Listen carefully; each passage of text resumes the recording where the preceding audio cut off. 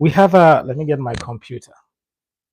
We have so many things going on right now. And I just wanted to come up here and say these things live on the first live. And what better way to do them than now, you know? So I have my son here, and if he's going to make noise, then you will know that, yeah.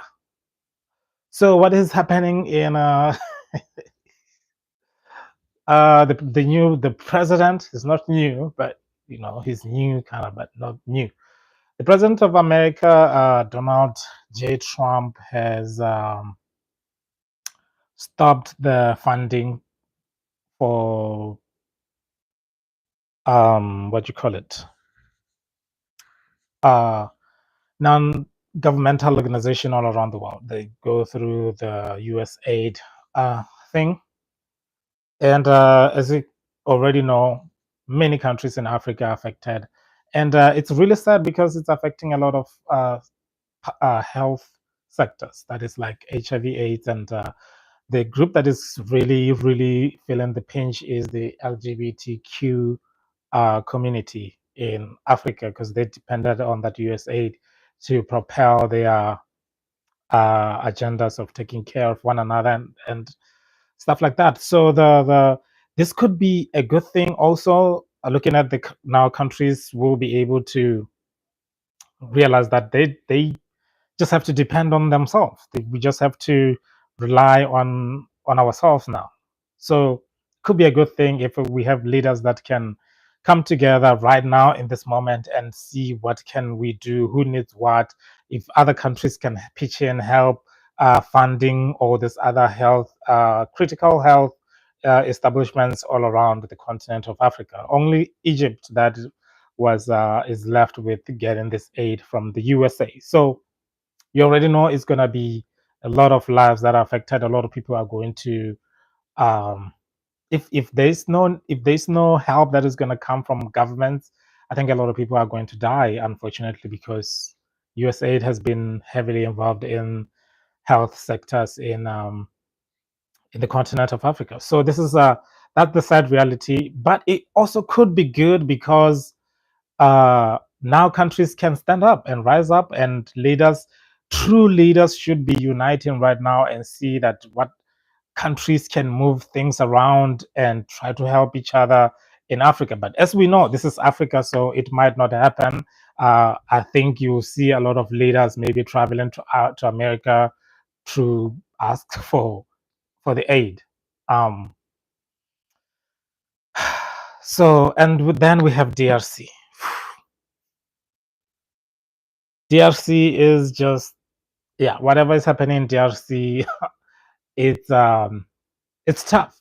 And I see a lot of people trying to point fingers at Rwanda for this. And I'm not saying they're not guilty or they're not involved, but I don't see anybody trying to call out the government of DRC. Honestly, like, I haven't seen one news saying the government of DRC isn't doing enough to help its people.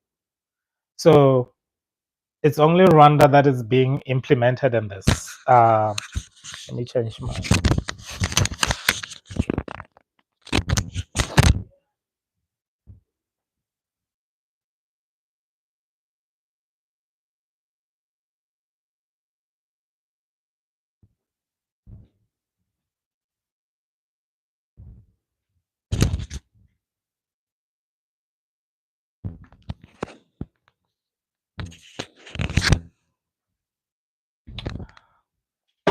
So I think 2 years from now, we either will be celebrating and thanking Donald Trump, or we will be very upset with him because of the USAID. But when it comes to, okay, hold on. When it comes to the issues of Rwanda and DRC, it's just too much. There's a lot going on that we don't know about, obviously. And sadly, this has been happening for a long time. What I was saying earlier was that the government of DRC is kind of exempted from what is going on right now. I don't know if it's because of sympathy or it's because of of what? So this is a.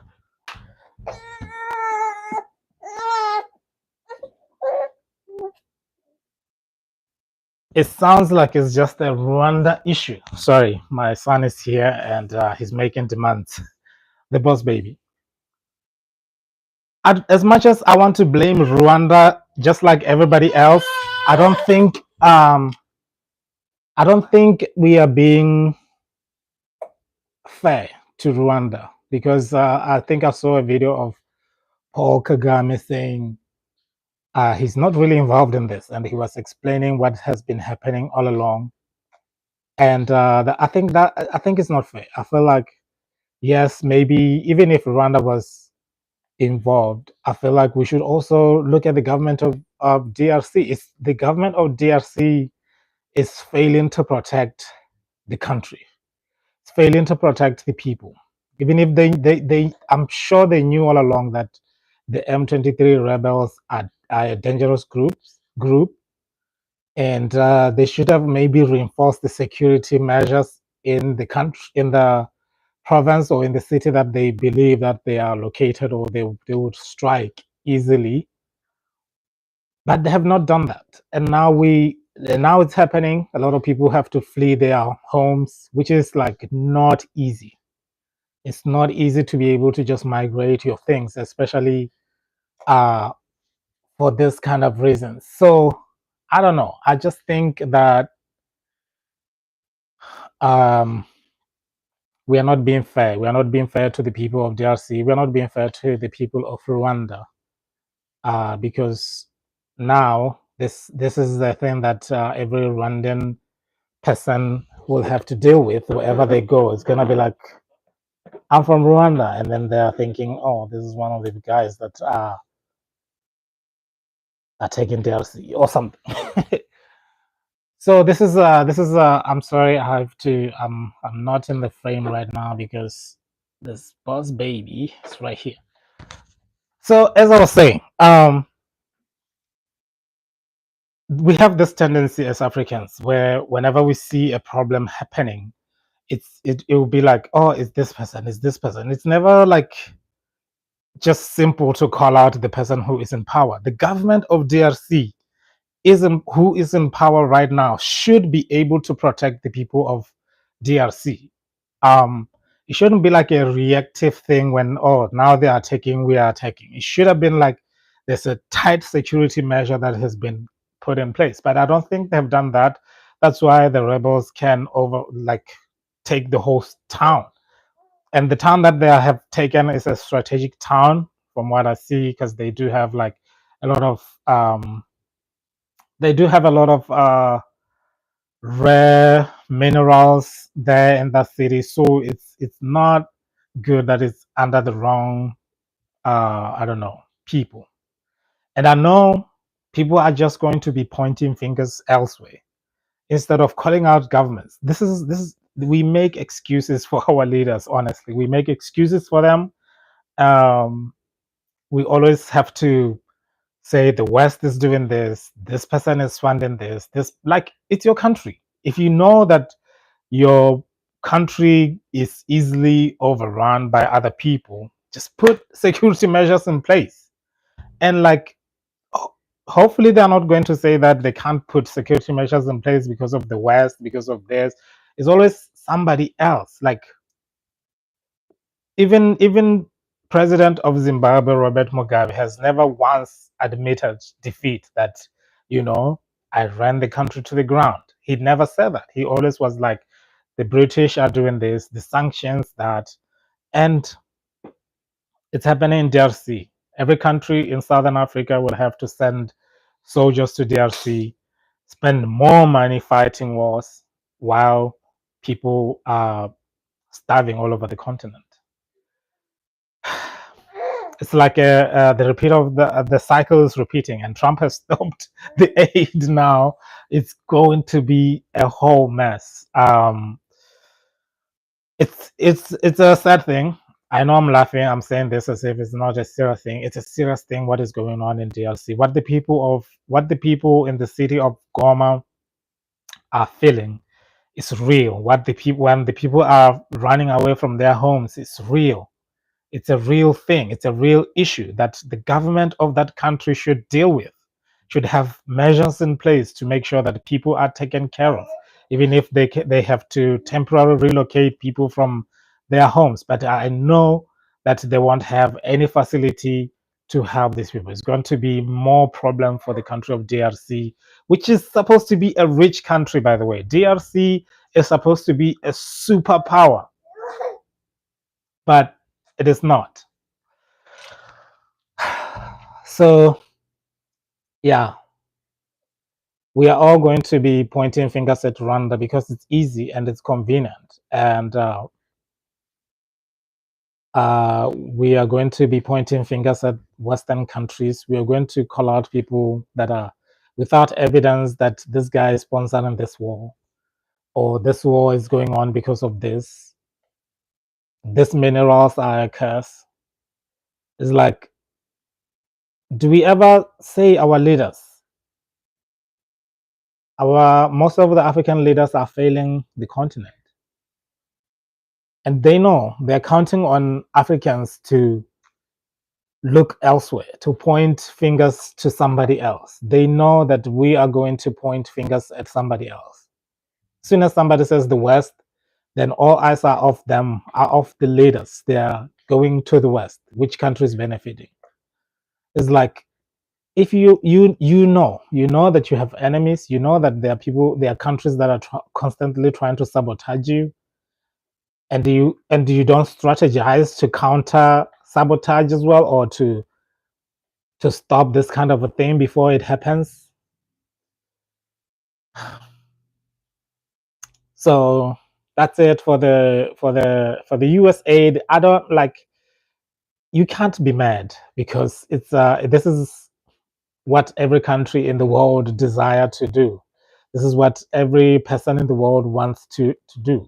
Donald Trump is working for Americans, and it's up to Americans to call him out on his thing, just as much as we should also call our governments out on other things. And we either don't want to do it, we want to take the easy way out and blame somebody else, or we just don't say anything. Um, because the political landscape in Africa is messy, is dangerous. You can lose your life. This is what is happening as well in the Sahel region. It's happening in West Africa. There's just like all over the continent. It's rotten. It's rotten, and there is nowhere else to run. Southern Africa is a mess right now. Uh, so this is I'm trying to, because I cannot. Let me see. Yeah, all I know is that in with what is going on in the world right now, what is going on in Africa, uh, you won't see our leaders being held accountable. They are not accountable for anything wrong that is going on there. They are only accountable for things that are going good. So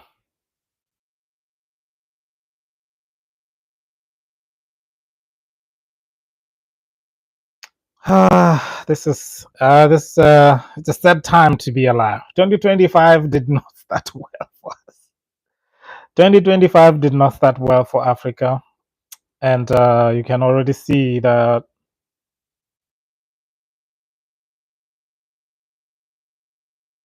Yeah.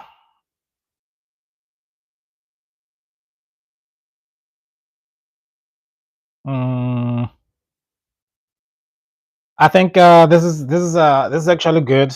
You'll see a lot of organization. You'll see a lot of Christianity establishments taking action, because that's the only hope right now. We only hope that just organizations on their own in America will be the ones that are able to step in, and this is the time for countries to form I guess, friendships with the different organizations.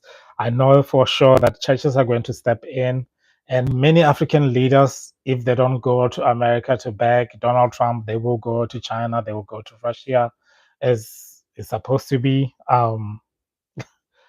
But in it, to some extent, I will understand if some African leaders have to go and ask for aid elsewhere, because if there is nothing you can do, there is really nothing you can do. You just gotta do what you gotta do, I guess, to help the people. But that shouldn't be the first thing.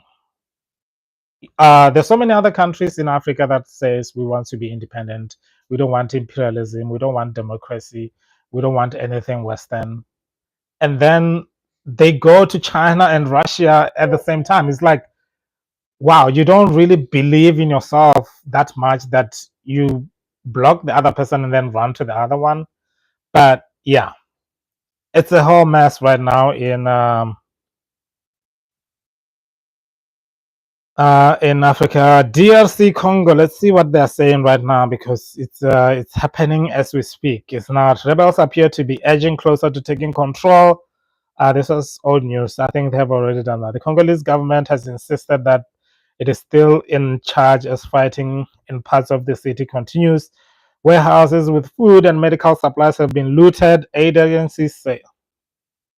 The clash between M23 rebels and the army and its allies have left the hospitals overwhelmed by casualties and bodies lying on the streets. This is not like when you think of DRC, this has been going on in DRC. I remember, I think in the 90s, I think a lot of people pointed the finger as wars were happening in DRC, that Mugabe took all the funds and funded his military to go and help in DRC when they were going through another turmoil like this. It's just sad. It's just really sad to see that that the people of DRC have never really had any peace. Honestly, like it's always like something. There's always like a coup. There's always like a rebel uprising here and there. It's almost like what like what is going on? And I know a lot of people.